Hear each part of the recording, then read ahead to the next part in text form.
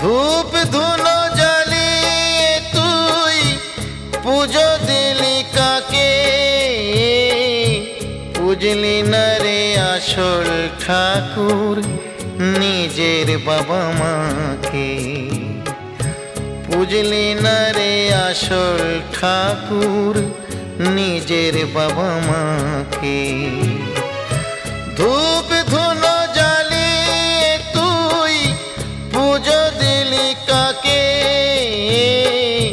বুঝলি না রে আসল ঠাকুর নিজের বাবা মাকে।